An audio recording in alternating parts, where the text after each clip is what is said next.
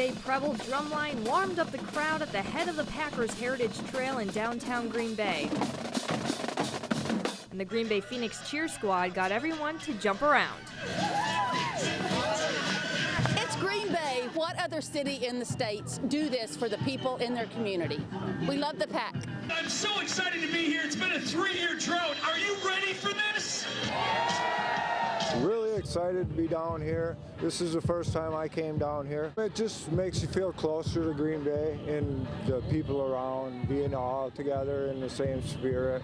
No town in the country has the spirit that you all have, that we have in Green Bay, Wisconsin, and it is fantastic to be your mayor, fantastic to be the mayor when the Packers are in the playoffs. Some brought down their Packers vehicles decked out in Packers memorabilia. Among them was the Lambulance. I think the Chicago Bear Trap's pretty fun, and I also like the Vikings trophy case. And of course, we plan to keep it that way. Showing off their Packers pride to everyone who comes to Titletown. Fans are starting to come in. I understand we even have a DJ set up at the airport. So we're going to welcome them to town, and it's going to be an awesome weekend. Another Pep Rally is planned for Saturday night in Titletown at the Turn. That one starts at 6 p.m. Reporting in Green Bay, Katie Anderson, Action 2 News. Okay, I'm going to try to put on a button. If anyone knows practice makes perfect, it's David Samsa. I went a little wider, just I didn't want to crash. A car crash left him confined to a wheelchair, but that hasn't kept him from trying new things. Okay, I'm going to try to come around to the button. That's how he found curling and is on the U.S. national wheelchair curling team. But his sights are set on Beijing for the 2022 Paralympic Games. If I don't practice, if I sit home and do nothing, just because I'm a U.S. national, then that means necessarily I'm going to make the team. So I must keep my skill level up. You can find him at the Green Bay Curling Club about 5 times a week, practicing with friends who David encouraged to try the sport. We used to shoot trap in the summer and then in the fall, but it just got cold, so we decided to do something else, and he got me into curling, so. The guys say their favorite part about the sport is the strategy. It's chess on ice. Since they're in wheelchairs, there's an added challenge because there's no sweepers to guide the stone. And we time from hog to hog. So that gives us the representation of how hard we have to throw it. And to throw, there's a special tool for that too. It's called a GTX. You just set it on the stone, give it a push.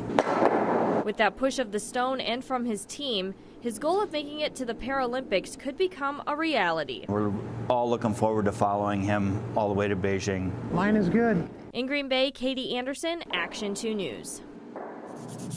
It can be a lot of fun to just be able to make art without the pressure of it having to be good. They say a picture is worth 1,000 words, but there may be no words for these pictures, drawn by staff and volunteers at the Wisconsin Humane Society. The Poorly Drawn Pets fundraiser is a Facebook fundraiser. Users will donate $15 and comment their pet's photo, and then we have staff and volunteers standing by to do a poorly drawn rendition of said picture. The unique fundraiser got the dogs barking and brought in $12,000 to the Humane Society in just one day, $650 for the Green Bay campus alone. While the Humane Society did end the fundraiser yesterday, there are workers still doing masterpieces like this. It's a lot of fun. It's harder than I thought it would be, though. I thought, well, how hard can it be to draw a dog? Jan Nick is one of the artists. After 10 portraits, she considers herself an expert. This dog is this dog here. He looks pretty much like him.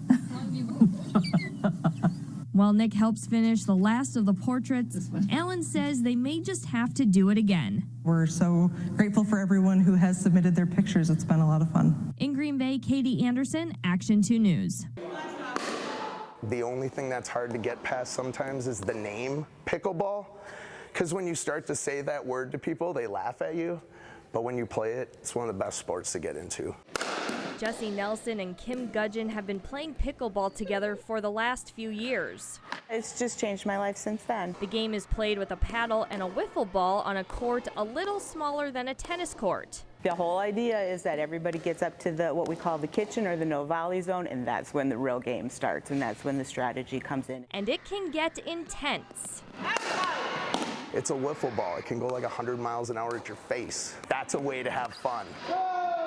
According to the Sports and Fitness Industry Association, more than 3 million people play the sport in the U.S. As the sport grows in Green Bay, pickleball players are looking for more places to play, and they have one area in mind. We were looking at Murphy Park, and we decided that this would be the location. Currently, there are 2 tennis courts at the park, which will be turned into 6 pickleball courts. Not only is a sport an activity for all folks, from 8 up to 88, but also as an economic development factor. City leaders also hope to see indoor courts on the west side, and they have at least one place in mind. Ideally, that Shopko building is just walking distance from Murphy Park. So if we had some outdoor courts and then some indoor courts over there in a recreation center or something, that would be awesome. While it's still just an idea at this point and a developer would need to be found, pickleball players say if you haven't played, it's worth a try. Virtually everybody can play this game, which makes it so great. In Green Bay, Katie Anderson, Action 2 News.